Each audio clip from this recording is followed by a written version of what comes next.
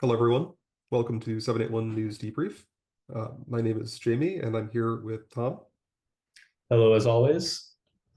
We're going to discuss the goings-on in Waltham City Council this past November. First on our agenda is the MBTA Communities Act. So the big news is that on November 4th, a communication was sent from the state to the city's law department, who has been doing the zoning review, and they said, hey, you missed the mark. Waltham's obligated to legalize at least 3,982 units of multifamily housing. The law department thought they had legalized about 4,000 or so, but they did their math wrong, and they actually legalized only 1,505 units of housing. So really missed the mark. But luckily, the law department, to their credit, was very quick on the turnaround to adjust their plan. And now things are a lot better.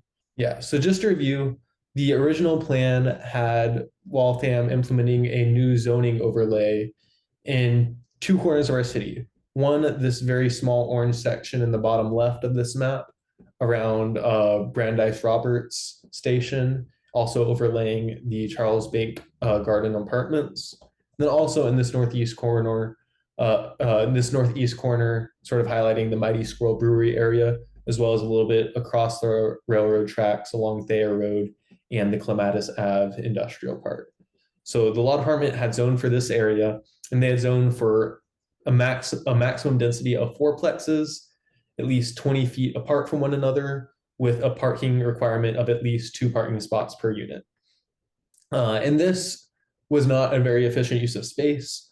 And because of that, this kind of housing topology would only allow for, like I said, about 1,505 units of housing across all this land. So because that's far short of our 4,000 unit mandate, the state got back to the law department and said, hey, you got to do better. And as I mentioned, to their credit, the law department did do better. I think the biggest win from the new changes is that the law department came back and said, okay, now we are only going to mandate a minimum of 1 parking spot per housing unit constructed. And this is really good because, as has been mentioned before on this channel, parking costs money to build. It costs about $10,000 or so per spot on for a surface parking lot. If you're building a parking garage or an underground parking garage, it can get as high as $75,000 per parking spot to construct. So parking is expensive, and it directly adds on to the cost of housing. It's one of the things that makes housing more expensive in Waltham, are overly high parking minimums. And of course, the other problem with overly high parking minimums is that they also take up space for housing. About half of households in Waltham only use 0 or 1 cars. And particularly close to transit stops and also multifamily housing, the likelihood of a household needing more than 1 car on average is very, very low. So the fact that we are lowering our parking minimums to meet what Waltham residents actually need, as opposed to mandating all these empty parking spots that waste space and waste money, that's like a really good improvement on the plan. So the new plan will now only require 1 parking spot per unit, and it also will allow for up to 8 plexes instead of 4 plexes, with a gap of at least 12 feet between buildings instead of formerly the minimum was 20 feet between buildings. And this will have a zone capacity according to a communication from the state. It'll have a unit capacity of around 3,919 units of housing, which is still below the mandate of 3,982. But when you factor in the fact that Waltham also has housing by right, where Longview Place apartments currently exist, if you add in that housing, then it equals 4,268 units, which does indeed meet our requirements to comply with the MBTA Communities Act. So yeah, this is a huge improvement. We're no longer wasting space on parking. We're no longer wasting space on overly high amounts of empty space between buildings. And we now allow up to 8 units per building instead of 4. This was the plan that the law department put forward, and this was the plan that the Ordinance and Rules Committee, specifically Councilors Karen Dunn, Kathy and Harris, and Robert Logan, voted in favor of this plan to move forward with a plan that is good, that is more pro-housing, which will make more affordable housing, more abundant housing. So good on those 3 councilors. However, Mayor McCarthy did not like the fact that the Ordinance Rules Committee voted in favor of this plan. So she actually sent a communication the week after saying, hey, I don't like that you chose option 2C. I think it's bad, and I think you should have chosen option 1. So she basically just steamrolled the vote that Ordinance Rules Committee made and said, actually, City Council has to take a vote on it again in front of the full City Council, which is to say that this zoning plan is now has a scheduled public hearing for December 16th.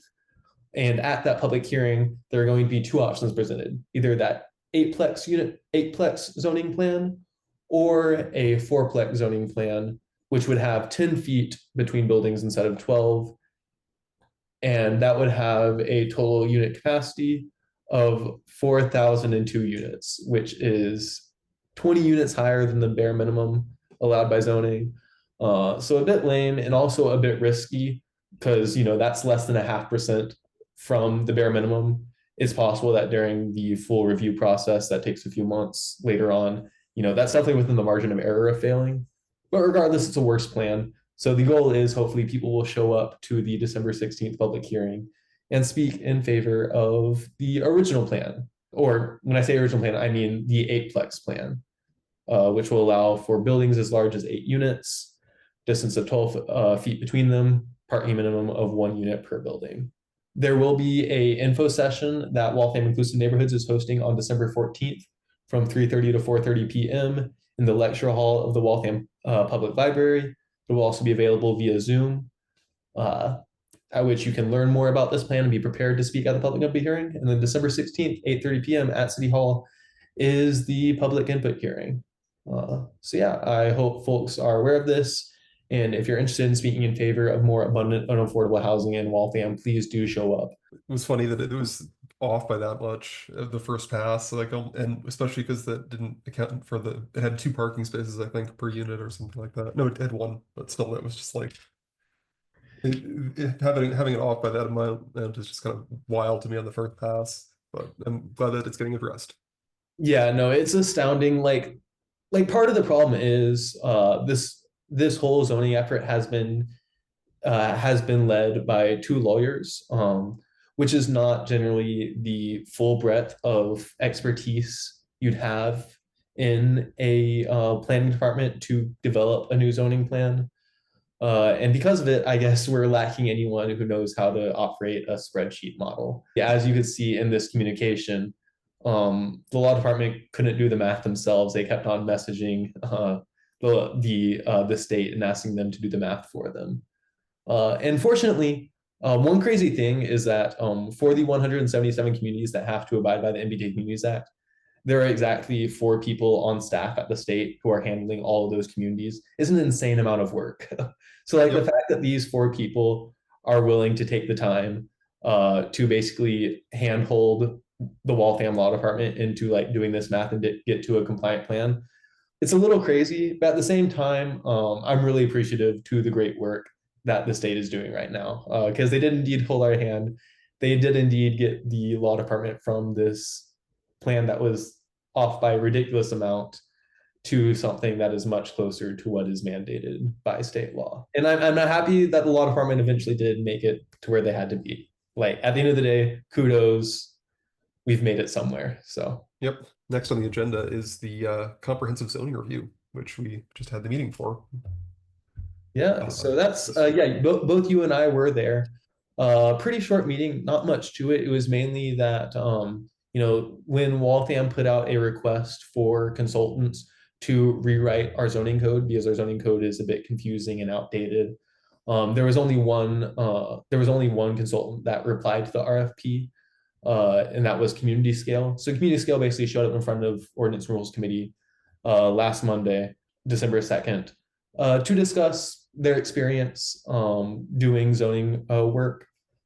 And yeah, so City Council just asked questions. In particular, I appreciated Robert Logan spoke up to ensure that there was a community engagement process early on in the zoning review, because part of the mess of the MBTA Communities Act is that it's all happening behind closed doors.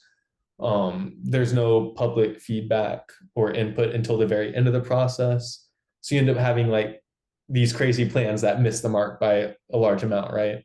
So Robert Logan's advocating, and it sounds like there definitely is space in this plan for residents such as ourselves to provide input to the zoning review prior to its completion, which will be nice.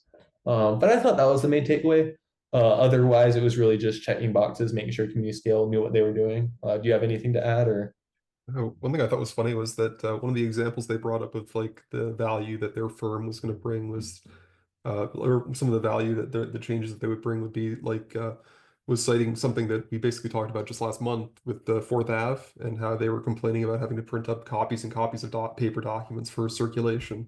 So moving everything to e-document codified in the statute is like a thing, possibly. Yeah, this zoning review is going to cover a lot, like all the chaos, all the messiness of special permits, of by right zoning, of somewhat confusing zoning map. All of it should be cleaned up a lot by the end of this process.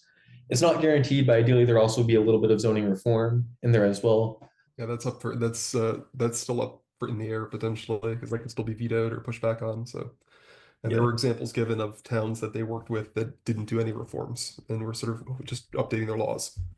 So Mhm. that's definitely on the table. Next on our agenda is the Complete Streets resolution that was brought up by Councilor Logan and signed on to by more than half of City Council. Uh, this is Tom, do you want to speak to this? Yeah. So for those who don't know, Complete Streets is a statewide sort of like policy slash funding source where cities on an individual level can choose to adopt policies that require and set standards so that all roadway improvements in their city will take into consideration the safety of pedestrians and cyclists and vehicles. You know, street projects can't just be maximizing vehicle throughput. You have to take into consideration all road users. That doesn't necessarily mean you have to build bike lanes in every single roadway. It just means you have to take it into consideration.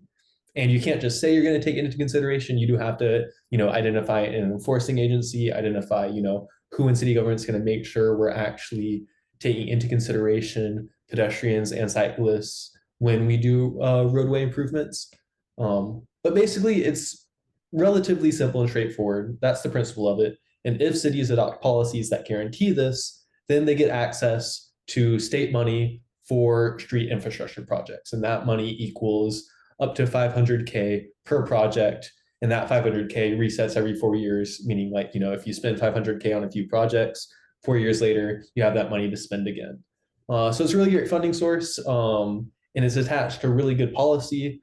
So that way we don't get just like road gutter projects. It won't be slip lanes without any pedestrian improvements. Because there are a lot of situations like, recently the Piety Corner reconstruction, hugely dangerous for pedestrians and cyclists to traverse that intersection because during that whole time, there was only like a 3 mile detour for pedestrians and cyclists. So the natural result of it is you just have a lot of pedestrians and cyclists going into the middle of the car lanes to navigate that intersection. And by the end of it, because of the added slip lane, I think it also could also be argued it's more dangerous for Mhm. cyclists and pedestrians at the end of the project. So that won't be the case, ideally, if we adopt a complete streets policy. And to be clear, we do already have a complete streets resolution, I believe, but it's not signed by the mayor. It's only a resolution. So this is basically, it would have to be set up as an ordinance. I think I might have said it was a resolution at the beginning, but that's the key thing, or the key difference from what we already have versus what needs to happen, I think, plus like all the extra wording. Yeah, our current complete streets ordinance, it doesn't really define what safe is for cyclists or pedestrians. It also doesn't identify an enforcing agent within the city to ensure we're complying with complete streets, which is why Piety Corner intersect reconstruction happened the way it did. And like you said, it also wasn't even signed by the mayor. So there's a lot of reasons why we're currently not eligible for this funding. But ideally, if this gets passed, we will become eligible. I think one funny thing I do want to follow up with, though, is just the fact that this is actually following up to a request from the mayor. Because last year, the mayor said, hey, I want a policy developed by city council that will make sure all road user safety are taken into consideration when doing projects on city land, which is pretty much exactly complete streets. So ideally, we do have the mayor's wind in our sails for this advocacy. In theory, the mayor will be in support of complete streets. But at the same time, when Robert Logan requested the mayor to come in to talk about complete streets and her letter from the year before, she said, "Oh, complete streets wasn't what I was talking about," and she hasn't come into city council to talk about it. So the mayor's a bit confusing on this point. We don't know exactly what the mayor wants, but regardless, complete streets is good and it is moving forward. So yeah, we'll see if the mayor is a roadblock or is willing to contribute to making it happen. Well, hopefully it happens because that's a lot of potential money from the state to make the roads safer. Last on our agenda is the 2025 tax levy, which they just had a meeting for on November 25th in a special session of the city council. And this is basically them talking about how much they're going to have to increase property taxes to balance the budget. But basically, the tax levy isn't anything. It's a lot of numbers, so it looks complex, but actually isn't too crazy complex because it's basically just like, the city sets a budget, it knows how much money it expects to spend over the next year. So then the city just says, okay, how much do we have to tax our residents and our businesses in order to satisfy the budget? Uh, and the two levers that the city council has to control the tax rate is they have the residential factor, which the city always does the maximum amount to shrink the residential factor, which basically just means less of the pie is paid for by residents and more of the pie is paid for by the commercial and industrial property owners, such as like the office buildings along 128. And then the second lever the city council controls is the residential tax exemption. And what that does is it basically gives a tax break to people who own their homes in the city. And that tax break is offloaded onto all other residents in the city. It's a transfer of wealth from renters or landlords, however you want to consider it, and hotel owners and other residential uses. It's a transfer of wealth from them to homeowners. Technically, And it is if you progressive own technically. a really expensive home, like if your home is worth more than like 1.2 million, you're also helping to subsidize it. But mainly, it's a tax discount for homeowners who own homes worth less than 1.2 million dollars, and then all the other residents in the city subsidize that tax break. It's not paid for by commercial and industrial uses. It's paid for by other residents who aren't homeowners.